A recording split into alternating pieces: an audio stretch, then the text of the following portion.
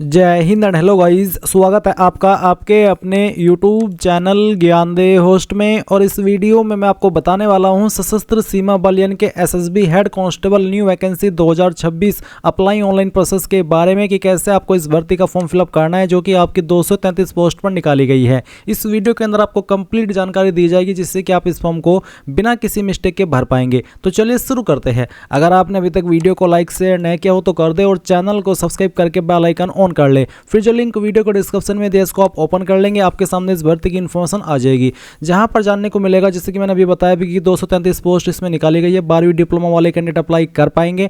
Fees इसमें general OBC के लिए 100 और SC ST and all category female इनके लिए कोई फीस नहीं है, फ्री में अप्लाई कर सकते हैं। फॉर्म आप लोग 21 मार्च से लेकर के 20 अप्रैल 2026 तक भर पाएंगे। अब आपको जानने को मिलेगा कि इसमें कौन सी पोस्ट के लिए कितनी वैकेंसी, जैसे कि हेड कांस्टेबल स्टेवार्ड के लिए 2, हेड कांस्टेबल कम्युनिकेशन के लिए 197, हेड कांस्टेबल इलेक्ट्रीशियन के लिए 29 और हेड कांस्टेबल वेटरनरी के लिए 5। अप्लाई करने के लिए देख सकते हैं, अगर आप हेड कांस्टेबल कम्युनिकेशन पर अप्लाई करेंगे तो आपसे 12वीं विद साइंस आपने या तो 12वीं की हो साइंस के साथ में, या फिर साथ ही गाइस यहाँ पर बोला है कि diploma in electronics and communication इनके प्लस है। ये ऐसा नहीं है कि सिर्फ 12वीं से आप अप्लाई कर सकते हैं, आपके पास साथ में डिप्लोमा भी होना चाहिए इलेक्ट्रॉनिक्स एंड कम्युनिकेशन के अंदर। इसी प्रकार से अगर आप हेड कांस्टेबल इलेक्ट्रीशियन पर अप्लाई करते तो 10वीं साथ ही diploma in electrician and veterinary पर अप्लाई करने के लिए 12वीं विद साइंस साथ ही डिप्लोमा इन वेटरनरी। तो आपको समझ में आ गया। अब आप एज लिमिट देख लीजिए यहाँ पर पोस्ट वाइज। फिर यहाँ पर आपको अगर ये सभी इन्फॉर्मेशन जानने के बाद में इंटरेस्ट है इस भर्ती में और आप अप्लाई करना चाहते हैं और आपने अभी तक अप्लाई नहीं किया तो इंपॉर्टेंट लिंक के सेक्शन से अप्लाई ऑनलाइन लिंक ओपन करेंगे। अब आपके सामने कुछ ऐसा इंटरफेस आ जाएगा। यहाँ पर आ जाने के बाद आपको अप्लाई के ऊपर क्लिक करना है। इसके बाद गाइज यहाँ पर आप आएंगे और आपको रजिस्टर के ऊपर क्लिक करना है। देन आपके सामने यहाँ पर इस तरह का इंटरफेस आ जाएगा।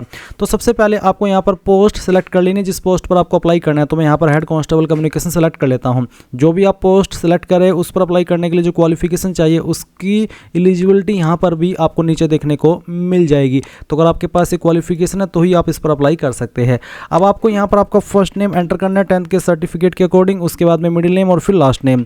एंड देन यहाँ पर जो आपका फादर नेम है वो आपको यहाँ पर पूरा नाम डाल देना है। उसके बाद में आपको यहाँ पर आपकी माताजी का नाम देना है। फिर जो आपके डेट ऑफ बर्थ है वो आपको यहाँ पर सेलेक्ट कर लेनी है। पहले आपका जो ईयर है वो सिलेक्ट कर लेंगे, फिर मंथ और उसके बाद में डे, तो आपका डेट ऑफ बर्थ आ जाएगा। देन गाइज यहाँ पर आपको आपका जेंडर सेलेक्ट करना होगा। नेशनलिटी में आपको इंडियन सेलेक्ट कर लेना है। रिलीजन आपका जो भी है वो आपको यहाँ पर सेलेक्ट कर लेना है। फिर मैरिटल स्टेटस आपको बताना होगा, अनमैरिड, मैरिड, डाइवोर्स, विडोड जो भी है वो आप सेलेक्ट कर लेना। कास्ट कैटेगरी आपकी क्या है वो भी आप सेलेक्ट कर लेंगे, जैसे कि general, EWS, OBC, SC ST जो भी है वो आप सेलेक्ट कर लीजिएगा। अगर आपकी कैटेगरी OBC या फिर SC ST है तो मैं आपको बता दूं SC ST को एज के अंदर 5 साल की और OBC को 3 साल की छूट मिलेगी। साथ ही साथ जब आपका डॉक्यूमेंट वेरिफिकेशन होगा उस वक्त आपको आपका कास्ट सर्टिफिकेट शो करना होगा जो कि सेंट्रल का बना होना चाहिए, क्योंकि ये भर्ती सेंट्रल गवर्नमेंट के अंतर्गत आती है। तो यहाँ पर वैसे तो मैं OBC में आता हूँ बट मैं फॉर्म डेमो के लिए भरा हूँ तो मैं SC सेलेक्ट कर लेता हूँ ताकि कोई फीस पे ना करनी पड़े और आपको फॉर्म का पूरा प्रोसेस भी बता पाऊँ। अब आपको कुछ सवालों के आंसर करने हैं, जैसे कि आपसे पूछे कि whether you belong to community जो कि ग्रेवालीज, कुमाऊनीज, गोरखास, डोगराज, मराठास, यानी कि क्या आप इन कम्युनिटी से बिलोंग करते हैं। अगर हाँ तो यस, नहीं तो आप नो कर देंगे। फिर पूछा कि क्या आप 1980 से लेकर के 1989 के बीच जम्मू एंड कश्मीर के निवासी थे। अगर हाँ तो यस, नहीं तो आपको नो करना है। फिर पूछा है कि जो 1984 का दंगा या 2002 का दंगा हुआ था उसमें जो मारे गए थे क्या आप उस फैमिली के डिपेंडेंट हैं या फिर चिल्ड्रन हैं। अगर है तो यस, नहीं तो आपको नो कर देना है। फिर क्या आप एक्स सर्विसमैन है। अगर है तो यस, नहीं तो यहाँ पर भी आपको नो करना होगा। फिर पूछा कि क्या आप एक डिपार्टमेंटल कैंडिडेट है जिसने 3 साल की सेवा की हो सेंट्रल गवर्नमेंट के अंदर। अगर हाँ तो यस, नहीं तो आप नो करेंगे। फिर आइडेंटिटी कार्ड में आपको कोई एक आईडी सेलेक्ट कर लेनी है। जो भी आईडी आप इनमें से सेलेक्ट करें उसी का नंबर फिर आपको यहाँ पर नीचे की तरफ डाल देना है।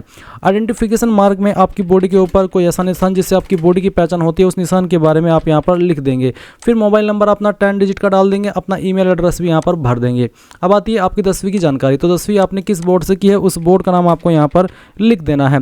किस साल के अंदर आपने पास कर ली थी वो साल भी आपको यहाँ पर एंटर करना होगा। फिर आपका 10वीं का रोल नंबर क्या था वो आप यहाँ पर एंटर कर देंगे। सर्टिफिकेट नंबर क्या था वो आप यहाँ पर डाल देंगे। डेट ऑफ इशूड कब आपका सर्टिफिकेट इशू हुआ था वो डेट भी आपको यहाँ पर इस तरह से सिलेक्ट कर लेनी है।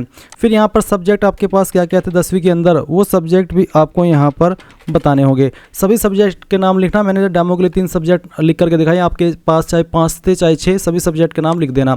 परसेंटेज कितनी थी वो यहाँ पर डाल देना। अगर आपके नंबर ग्रेडिंग के अंदर है तो वो भी आप यहाँ पर भर सकते हो और अगर आपके परसेंटेज के अंदर है तो आप उनको सॉरी, अगर आपके नंबर CGPA के अंदर है तो आपको उनको परसेंटेज के अंदर कन्वर्ट करके यहाँ पर भरना होगा।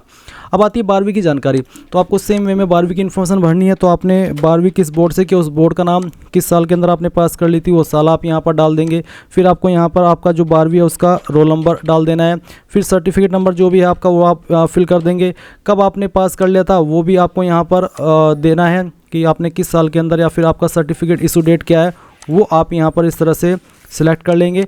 एंड देन यहाँ पर आपको बताना है कि जो आपकी 12वीं है वो science and biology as main subject, science with physics, chemistry and mathematics, या फिर एनी सब्जेक्ट, तो किसके साथ में आपने की है आपकी 12वीं वो आपको यहाँ पर सेलेक्ट करना और अपनी परसेंटेज भी यहाँ पर डाल देनी है।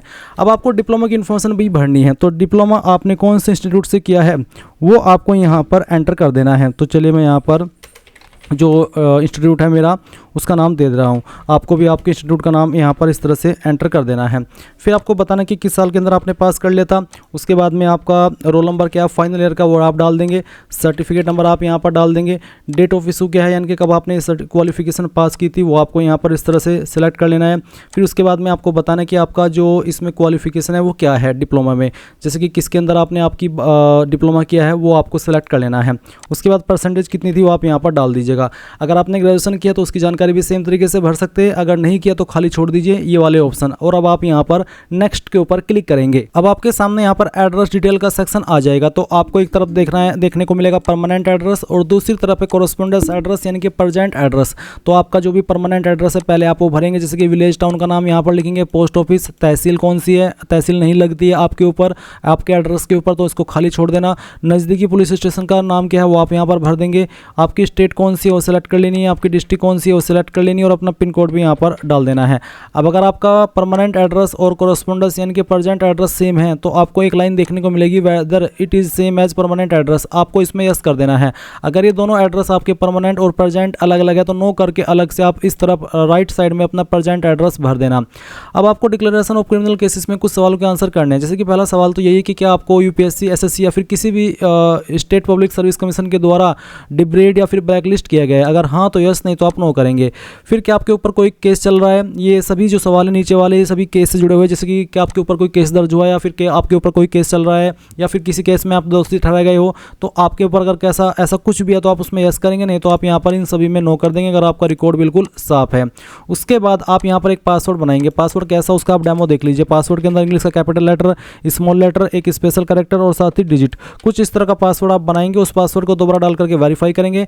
यहाँ पर इन दोनों ऑप्शन के ऊपर टिक करेंगे और प्रोसीड के ऊपर क्लिक करेंगे। प्रोसीड के ऊपर क्लिक करने के बाद जो भी जानकारी आपने भरी है वो सभी आप ऊपर की तरफ देखते हुए आएंगे नीचे की तरफ और अच्छे से चेक करते हुए आएंगे। अगर आपको लगता है कि कोई भी जानकारी गलत हो गई है किसी भी फील्ड में तो आपको उसको अभी भी एडिट करने का मौका दिया जा रहा है। आप एडिट डिटेल्स के ऊपर क्लिक करके उसको एडिट कर सकते हैं। अगर आप यहाँ से एक बार सबमिट कर दिए तो आप फिर कोई भी इन्फॉर्मेशन इनमें से एडिट नहीं कर पाएंगे, इसलिए पूरी तरीके से श्योर होकर के यहाँ पर टिक कीजिए। और उसके बाद में जो कैप्चा कोड आपके डिस्प्ले के ऊपर आएगा वो कैप्चा कोड आपको यहाँ पर एंटर करना है एंड देन सबमिट एप्लीकेशन के ऊपर क्लिक करके यहाँ से ओके करना है। एक बार फिर से ओके करना है और आप देखेंगे कि आपका रजिस्ट्रेशन हो चुका है। अब आपको आपका फोटो सिग्नेचर अपलोड करना है। फोटो का साइज 500 KB से कम और 6 महीने से पुराना फोटो नहीं होना चाहिए। एंड फोटो किस तरह का एक्सेप्ट होगा उसका डेमो आप देख सकते हैं। तो चूज फाइल इसके ऊपर क्लिक कीजिए, जहाँ पर फोटो फाइल है वो सेलेक्ट कीजिए, उसके बाद में ओपन कीजिए एंड देन आपका सिग्नेचर आपका जो है वो व्हाइट पेपर के ऊपर ब्लैक या फिर ब्लू इंक पेन के द्वारा हो और साइज 200 KB से कम हो। तो चूज फाइल के ऊपर क्लिक करके फाइल सेलेक्ट कीजिए और ओपन कर दीजिए। अब आपको प्रोसीड पर क्लिक करना है। नाउ गाइस आप देखेंगे कि आपका फॉर्म सबमिट हो चुका है। अगर आप जनरल या OBC होते तो आपको इस वाले स्टेप के बाद में पेमेंट के पेज पर ट्रांसफर किया जाता, जहां पर आप आपकी फीस जमा करते।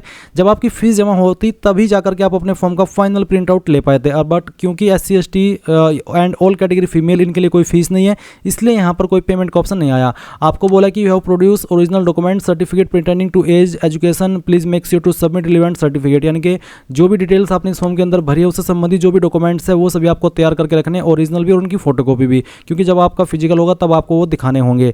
अब आप यहाँ पर प्रिंट एक्नॉलेजमेंट इसके ऊपर क्लिक कीजिए। अगर आपके पास प्रिंटर है तो इसको भी प्रिंट कर लें, तो आप इसको PDF के रूप में सेव कर ले और बाद में आप इसको प्रिंट करा लेना। इस तरह से गाइज आप लोग जो आपका SSB head constable online form 2026 है ये भर पाएंगे। आई होप ये प्रोसेस आपको पसंद आया होगा। So thanks for watching. जय हिंद।